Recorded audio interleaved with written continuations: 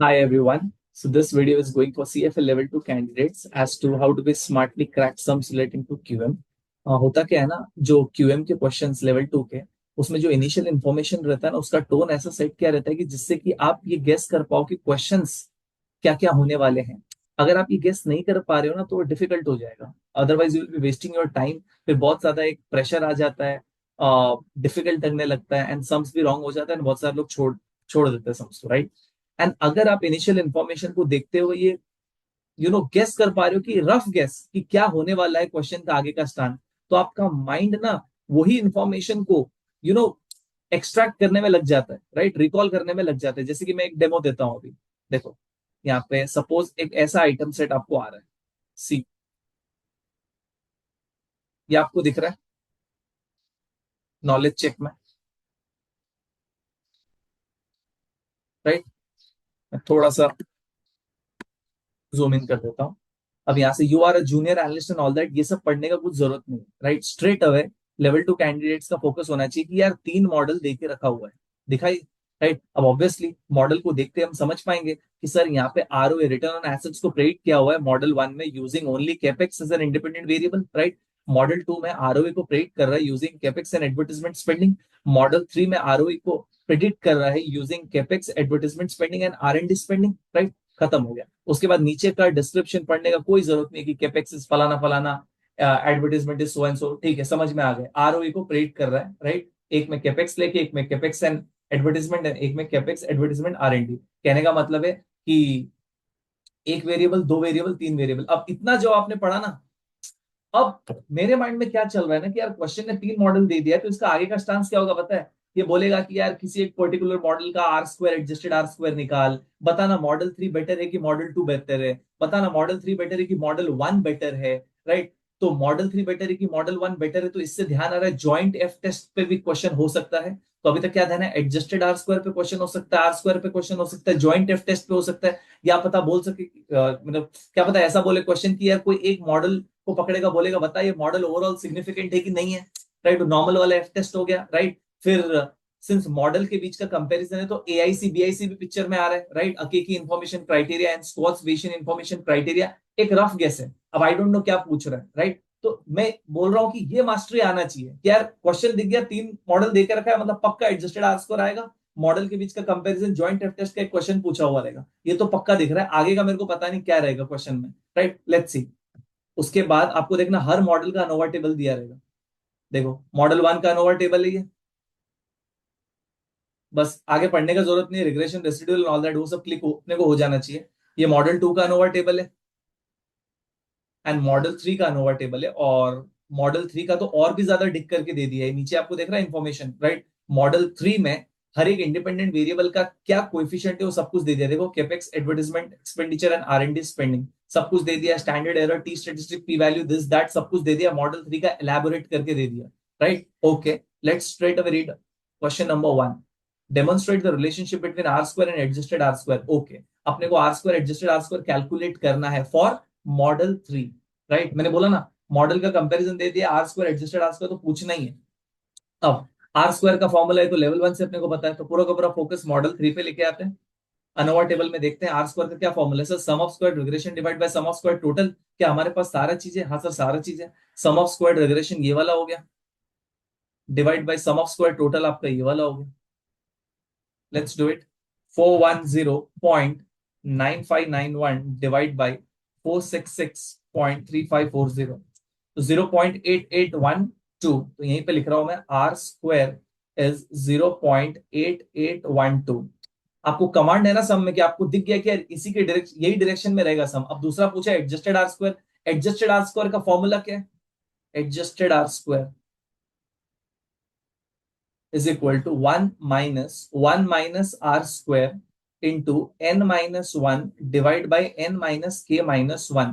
याद आ रहा है क्या सीएफए लेवल 2 कैंडिडेट्स को? ये एडजस्टेड आर स्क्वायर का फॉर्मूला है। अब ये फॉर्मूला को भी आप कितना एफिशिएंटली सॉल्व कर सकते हो देखो आप, ऑल्दो बिना कुछ लिखे कैलसी में करते हैं। अपना आर स्क्वायर कितना है? 0.8812, राइट। अब मैं इसमें से 1 सब्सट्रैक्ट कर रहा हूं, -1 कर दूंगा, प्लस माइनस कर दूंगा, इनटू n-1 अपने को चाहिए। अब बहुत सारे कैंडिडेट लोग n ढूंढने के पीछे जाते हैं, फिर उसमें से -1 करते हैं। अरे क्यों?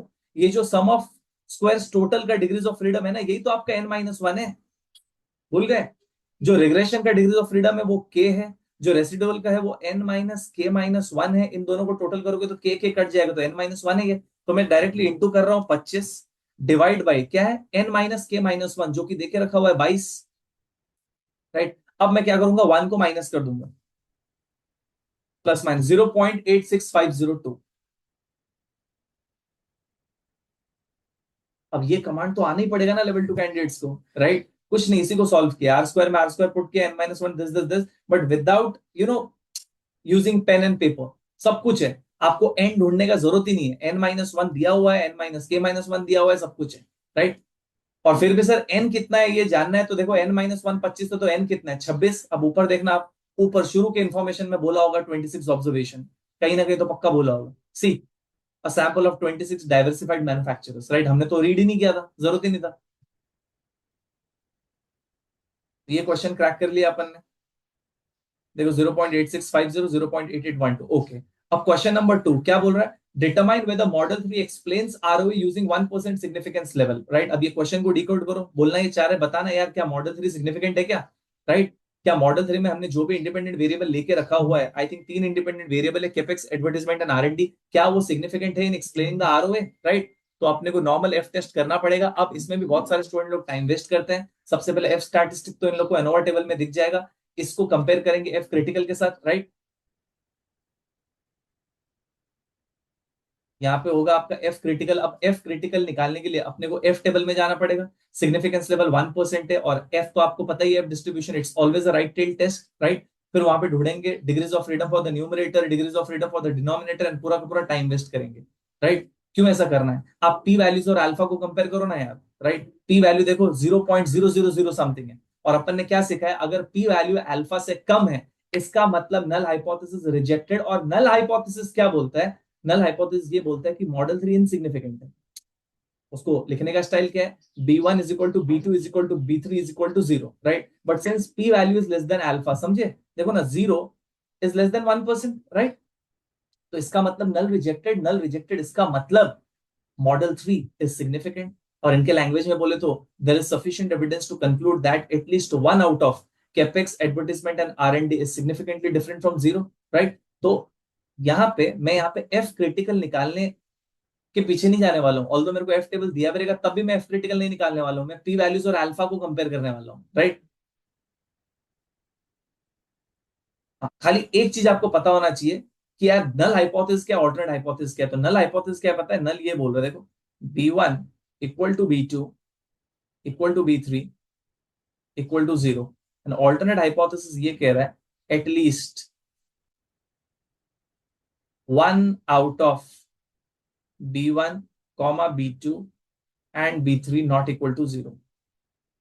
ये तो पता होना ही चाहिए। और हमने ये कंक्लूड किया कि यार नल रिजेक्टेड है। कैसे कंक्लूड किया सर? पी वैल्यू को अल्फा के साथ कंपेयर किया, राइट? एंड हमने देखा p value less than alpha, null rejected, इसका मतलब model 3 significant.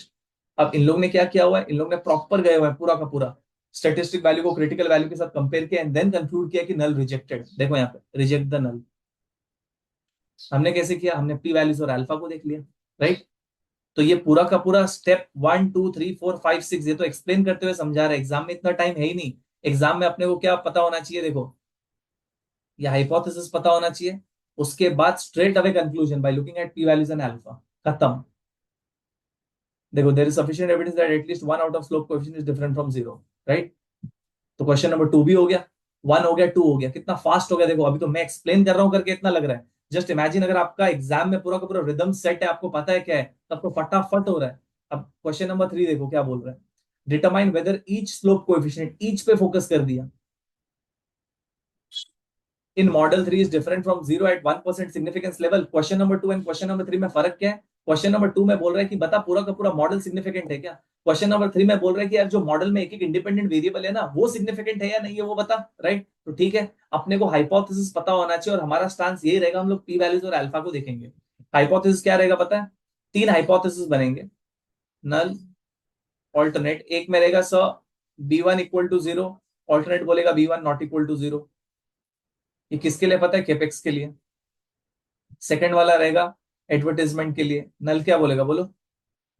b2 equal to 0, alternate B2 not equal to 0।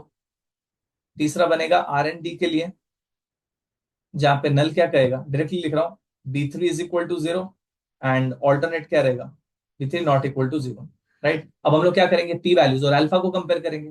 P value less than alpha है तो नल रिजेक्टेड, मतलब वो इंडिपेंडेंट वेरिएबल सिग्निफिकेंट है। जहां पे पी वैल्यू ग्रेटर देन और इक्वल टू अल्फा है, वो केस में नल को एक्सेप्ट कर लेंगे और वो इंडिपेंडेंट वेरिएबल क्या है, इनसिग्निफिकेंट है। यही तो होगा। राइट, लेट्स सी। हम लोग नीचे इनका सॉल्यूशन नहीं दिखने वाले, यहाँ पे ये टेबल है। कैपेक्स, एडवर्टाइजमेंट, R&D पे फोकस करते हैं। पी वैल्यू देखो देके रखा हुआ है, कैपेक्स का p value is 0.000, it is less than 1%, तो कैपेक्स सिग्निफिकेंट है। P value less than alpha, null rejected, इसका मतलब ये क्या है, सिग्निफिकेंट है। राइट, एडवर्टाइजमेंट एक्सपेंडिचर देखते हैं, बाप रे, P value is 0.7304, percentage terms में कन्वर्ट करो तो 73.04%। It is far far far greater than 1%, significance level 1% है ना। तो ये इसमें क्या हो जाएगा, नल एक्सेप्टेड। नल एक्सेप्ट मतलब ये एडवर्टाइजमेंट वाला इंडिपेंडेंट वेरिएबल इनसिग्निफिकेंट है। R&D देख लो, इसका पी वैल्यू देखो 0.7203, again it 72.03%, it is far greater than 1%, again null accepted हो गया। इसका मतलब रिसर्च एंड डेवलपमेंट एक्सपेंडिचर भी क्या है, इनसिग्निफिकेंट है। तो इंडिविजुअली अगर चेक करें तो ये दिख रहा है कि खाली कैपेक्स इज सिग्निफिकेंट। कैपेक्स के केस में हमने नल को रिजेक्ट किया हुआ है, बाकी एडवर्टाइजमेंट एंड R&D में हमने नल को एक्सेप्ट किया हुआ है। वैसे कॉन्ट्स के लैंग्वेज में it is fail to reject. ठीक है, लेट्स सी। अब यहाँ पे आप देखो, स्ट्रेट अवे यहाँ पे देखो, रिजेक्ट द नल किया हुआ है अपन ने किसके, कैपेक्स के केस में, और एडवर्टाइजमेंट एंड R&D के केस में फेल टू रिजेक्ट किया हुआ है, मतलब नल को एक्सेप्ट किया हुआ है। मतलब advertisement and R&D are not significantly different from zero, वैसा there is no sufficient evidence to conclude that R&D and advertisements are different from zero, ऐसा ही बोल सकते हो आप। देखो, there is not sufficient evidence to conclude, और यहाँ पे कैपेक्स केस में there is sufficient evidence to conclude that the slope coefficient is significantly different from zero, वैसा। खैर, मैं तो सिग्निफिकेंट इनसिग्निफिकेंट बोल के सम्स को उड़ा देता है और वैसे ही उड़ जाता है। कहने का मतलब कैपेक्स सिग्निफिकेंट है और एडवर्टाइजमेंट एंड R&D इनसिग्निफिकेंट है, वैसा।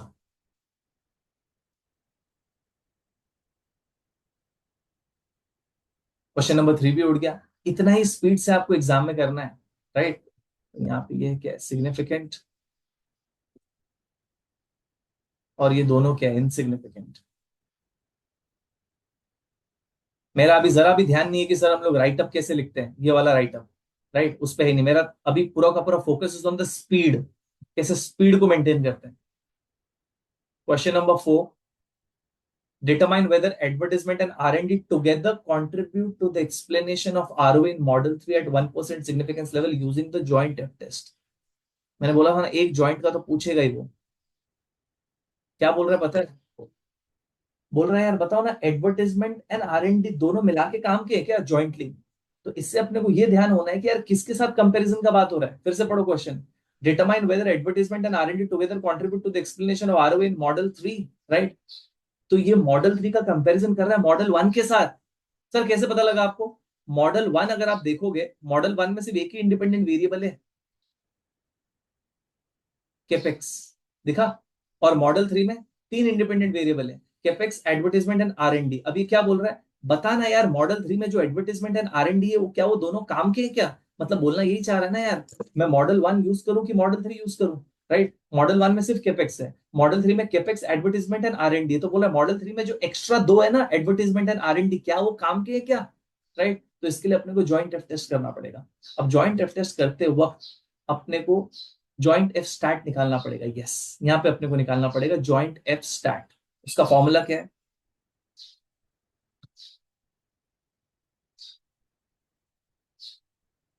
ये ऐसा शॉर्टकट से नहीं होने वाला है। यहाँ पे आपको ज्वाइंट एफ स्टैट निकालना पड़ेगा, फिर एफ क्रिटिकल निकालना पड़ेगा, एंड देन कंपेयर करना पड़ेगा क्या स्टेटिस्टिक वैल्यू ने क्रिटिकल वैल्यू को एक्सीड किया।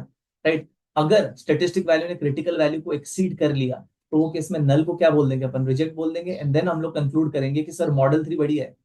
क्योंकि अगर नल हाइपोथेसिस रिजेक्ट हो रहा है, इसका मतलब एडवर्टाइजमेंट एंड R&D काम के हैं, मतलब अपने को मॉडल 3 यूज करना चाहिए। नहीं नहीं सर, ऐसा दिखा कि एफ स्टार्ट ने एफ क्रिटिकल को एक्सीड नहीं किया, बॉडी पे आ गया, बॉडी पे, तो वो केस में नल एक्सेप्ट हो जाएगा। नल एक्सेप्ट हो जाएगा मतलब एडवर्टाइजमेंट एंड R&D काम के नहीं है, अपने को मॉडल 1 पे स्टिक करना चाहिए। राइट, तो जॉइंट एफ स्टेट का फॉर्मूला है sum of squared error restricted minus sum of squared error unrestricted divide by q. यहाँ पे एक्स्ट्रा वेरिएबल्स क्या है? एक्स्ट्रा वेरिएबल्स किसका बात हो रहा है यहाँ पे? Advertisement and R&D। तो क्यू क्या होगा? 2 divide by sum of squared error unrestricted divide by n minus k minus 1। Right sir, ये रेस्ट्रिक्टेड अनरेस्ट्रिक्टेड क्या है? मॉडल 1 में सिर्फ एक ही इंडिपेंडेंट वेरिएबल है, केपेक्स, और मॉडल 3 में 3 इंडिपेंडेंट वेरिएबल। तो मॉडल 3 जहां पे ज्यादा इंडिपेंडेंट वेरिएबल है वो हो गया अनरेस्ट्रिक्टेड, राइट, और जहां पे कम इंडिपेंडेंट वेरिएबल है वो क्या हो गया? रेस्ट्रिक्टेड। तो हमारे केस में मॉडल 1 रेस्ट्रिक्टेड, मॉडल 3 अनरेस्ट्रिक्टेड। तो चलो यहीं से डिटेल्स लेते हैं। मॉडल 1 का सम ऑफ स्क्वायर्ड एरर रेस्ट्रिक्टेड कितना है? देखो 55.9934 माइनस, अब unrestricted model that is model 3 का सम ऑफ स्क्वायर्ड एरर कितना है? मॉडल 3 का 55.3949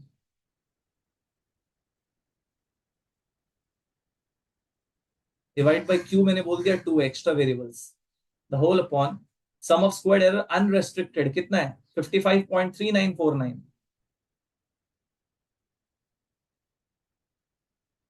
divide by n minus k minus 1, obviously unrestricted का, जो कि मेरे को यहां से मालूम पड़ जाएगा।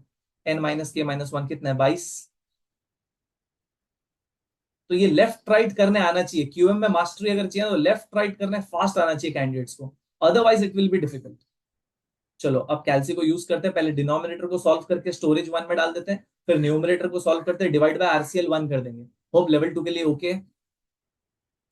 चलो 55.3949 डिवाइडेड बाई 22, ये हो गया STO1। अब न्यूमरेटर को सॉल्व कर रहे हैं। 55.9934 माइनस 55.3949 डिवाइड बाई 2, जो भी आया divide by RCL 1, 0.11885।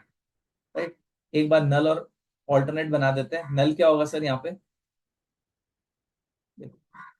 Null hypothesis ये होगा कि यार जो एडवर्टाइजमेंट एंड R&D है ना, उसका स्लोप को 0 बोलेगा, मतलब B2 is equal to B3 is equal to 0। Alternate hypothesis होगा at least 1 out of B2 comma B3 not equal to 0। Right, बोलना क्या चाह रहे हैं? नल क्या बोलना चाह रहा है? नल ये बोलना चाह रहे हैं एडवर्टाइजमेंट एंड R&D दोनों काम के नहीं है, तभी तो इनका स्लोप कोएफिशिएंट को 0 बोल रहा है ना। राइट, अपन टेस्ट कर रहे, देख रहे हैं क्या ऐसा ही है क्या। राइट, अब ये आ गया मेरा स्टेटिस्टिक वैल्यू कितना? 0.1185। अब मेरे को क्रिटिकल वैल्यू भी चाहिए। क्रिटिकल वैल्यू के लिए मेरे को एफ टेबल में जाना पड़ेगा। अब एफ टेबल में जाओगे आप, आई थिंक 1% सिग्निफिकेंस लेवल बोला है, 1% वाला एफ टेबल में जाओगे, न्यूमरेटर का डिग्रीज ऑफ फ्रीडम क्या होगा पता है? क्यू होगा, क्यू 2, और डिनोमिनेटर का डिग्रीज ऑफ फ्रीडम होगा 22। तो एफ टेबल पे 1% पे 2 और 22 के सामने जो भी वैल्यू है वो आपका एफ क्रिटिकल वैल्यू होगा। राइट, अब यहाँ पे एफ टेबल ओपन नहीं हुआ है तो मैं अननेसेसरी का और नीचे जाके टेबल में नहीं देख रहा हूँ, टाइम वेस्ट हो जाएगा। तो एफ क्रिटिकल इनका ही पकड़ रहा है, आप चेक कर लेना, वही आपका आएगा। देखो विथ 2 and 22 तो कितना आ रहा है इनका एफ वैल्यू? कितना आ रहा है? 5.7190। तो यहीं पर डायग्राम बना रहा हूं। तो इनका क्रिटिकल वैल्यू आया है 5.7190, और हमने स्टेटिस्टिक वैल्यू याद है निकाला है कितना? 0 पॉइंट कितना निकाला है देखो तो, 0.11885। अरे यार ये तो एकदम बॉडी पे आ गया है। तो 0 पॉइंट कितना बोला यार? 11885 ना, कहीं यहाँ कहीं पे आ गया है। तो 0.11885 कहने का मतलब ये है कि sir F stat statistic value ने क्रिटिकल वैल्यू को एक्सीड नहीं किया, तो सर नल को हम क्या करेंगे? नल को एक्सेप्ट कर लेंगे, मतलब फेल टू रिजेक्ट। राइट, तो नल को एक्सेप्ट कर लेंगे। और नल क्या बोल रहा है? नल बोल रहा है सर एडवर्टाइजमेंट एंड R&D दोनों काम के नहीं है, और हमारे टेस्ट से भी यही प्रूव हो गया कि हाँ यार दोनों के दोनों बेकार है। इसका मतलब कहने से मॉडल 1 इंपॉर्टेंट है या फिर मॉडल 1 सिग्निफिकेंट है। राइट, क्योंकि अगर ज्वाइंट एफ टेस्ट करके ये कंक्लूड हुआ कि sir advertisement and R&D are insignificant, इसका मतलब model we should go for model 1 जहां पे सिर्फ केपेक्स है। Right, let's see. देखो fail to reject the null मतलब एक्सेप्ट द नल। अब यहाँ पे आप देखना, this evidence suggest that model 1 using only capex is better model as compare to model 3। Right,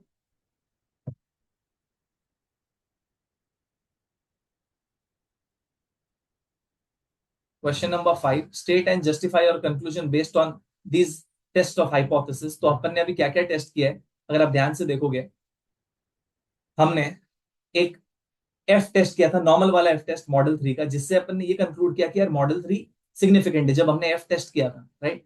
फिर जब इंडिविजुअल एक एक इंडिपेंडेंट वेरिएबल का टेस्ट करने लगे ना, तो उसमें ये दिखा कि एडवर्टाइजमेंट एंड आर&डी काम के नहीं है, सिर्फ कैपेक्स काम का है। और ज्वाइंट एफ टेस्ट किया ना, उसमें भी ये दिख रहा है कि यार एडवर्टाइजमेंट एंड आर&डी काम के नहीं है, राइट, सिर्फ कैपेक्स काम का है। तो यार इंडिविजुअल टेस्टिंग में भी ये दिख रहा है कि कैपेक्स काम का है, और ज्वाइंट एफ टेस्ट से भी ये कंक्लूड हो रहा है कि यार मॉडल 1 जिसमें सिर्फ कैपेक्स है वो काम का है, तो we should go for model 1। Obviously ऐसे टाइप के क्वेश्चन तो नॉट टेस्टेबल इन लेवल 2, आपको एमसीक्यू बेस्ड आएगा, बाकी सब questions are exam type representative. हाँ, तो वो इन्होंने लिखा हुआ है।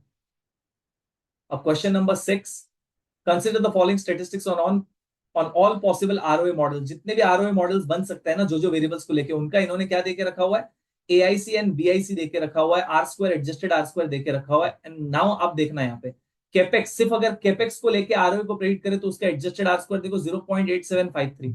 एडजस्टेड आर स्क्वायर के केस में तो हम लोग हमेशा ये बोलते हैं सर हायर द बेटर। बाकी सब मॉडल का देखो किसी का भी 0.8753 से एक्सीड नहीं हुआ रहेगा। देखो, मतलब एक दूसरा मॉडल बना है जहां पे सिर्फ आर&डी है, तीसरा मॉडल बना है जहां पे सिर्फ एडवर्टाइजमेंट एक्सपेंडिचर है, चौथा मॉडल बना है जहां पे केपेक्स एंड आर&डी है, पांचवा मॉडल बना है जहां पे केपेक्स एंड एडवर्टाइजमेंट है, छठा मॉडल बना है जहां पे एडवर्टाइजमेंट एंड आर&डी है, एंड सातवां मॉडल बना के रखा हुआ है जहां पे केपेक्स एडवर्टाइजमेंट एंड आर&डी है। अपन ने ये देखा कि सर हर एक का एडजस्टेड आर स्क्वायर देके रखा हुआ है, किसी का भी एडजस्टेड आर स्क्वायर, ये जो मॉडल है ना जहां पे सिर्फ कैपेक्स है उसको एक्सीड नहीं कर रहा है, मतलब यार कैपेक्स वाले के साथ जाते हैं। अब सिर्फ इससे ही मत कंक्लूड करो, एआईसी बीआईसी भी देख लो। एआईसी बीआईसी में अपने को पता है लोअर द बेटर लेना है अपने को, राइट। तो अब एक बार एआईसी देखो, कैपेक्स वाले का एआईसी इज 23.8988 एंड बाकी सबका एआईसी इज ग्रेटर देन 23.8988। यहाँ पे भी प्रूव हो रहा है एआईसी को देखते हुए यार, सिर्फ कैपेक्स को लेके अगर आरओ को प्रेडिक्ट करेंगे तो बढ़िया है। बीआईसी देख लो, कैपेक्स को सिर्फ लेंगे तो 26.5226 है, एंड बाकी सबका बीआईसी एक्सीड्स 22, इनफैक्ट 26.5226। तो सर एआईसी को देख लो, बीआईसी को देख लो, एडजस्टेड आर स्क्वायर को देख लो, इंडिविजुअल टेस्ट कर लो, ज्वाइंट एफ टेस्ट कर लो, हर एक जगह से प्रूव ये हो रहा है कि sir we should go for that model जहां पे सिर्फ एक ही इंडिपेंडेंट वेरिएबल हो एंड जिसका क्या नाम है, कैपेक्स है, for the purpose of predicting ROA, right. और यहाँ पे लिखा हुआ है रिकमेंड द बेस्ट मॉडल, तो कौन सा मॉडल होगा sir, we will go with the model जहां पे सिर्फ capex is there as an independent variable, वो लिखा हुआ देखो, the simple regression model with capex alone is the best model, right, highest adjusted r square, lower AIC and BIC। तो ये सम को इतना ही स्पीड से आपको करना है, इससे भी कम, वहां पे तो आपको एक्सप्लेन थोड़ी करना है, राइट। तो कैसा स्टांस हुआ यार, मॉडल्स को देख लिया, इससे अपन ने गेस किया कि यार क्या क्या क्वेश्चन पूछ सकता है, R square, adjusted R square, normal वाला F test, individual independent variable का टेस्टिंग, जॉइंट एफ टेस्ट, फिर एआईसी बीआईसी दिया रहे, राइट। टी वैल्यूज अल्फा को देखते हुए नल हाइपोथेसिस ऑल्टरनेट हाइपोथेसिस क्या है ये पता होना चाहिए, एंड देन बहुत फास्ट तरीके से सम्स होगा आपका, राइट। ये मास्टरी प्लीज आपको अचीव करना पड़ेगा before your exams, right. And मैं लेवल 2 का भी स्टार्ट कर रहा हूँ धीरे धीरे, क्वेश्चन एंड ऑल दैट। ये एक छोटा सा वीडियो था जहां पे मेरे को समझाना था कि आपको कैसे अप्रोच करना चाहिए क्यूएम का रिवीजन, या फॉर दैट मैटर डेरिवेटिव्स का रिवीजन, फिक्स्ड इनकम का रिवीजन, खास करके क्यूएम, क्योंकि क्यूएम में काफी ज्यादा डाइवर्जेंस है, राइट। तो होप ये वीडियो फ्रूटफुल रहा होगा आपके लिए, राइट। मैं आगे क्वेश्चन सॉल्विंग सेशंस लेके आने वाला हूँ, ठीक है। चलो, थैंक यू।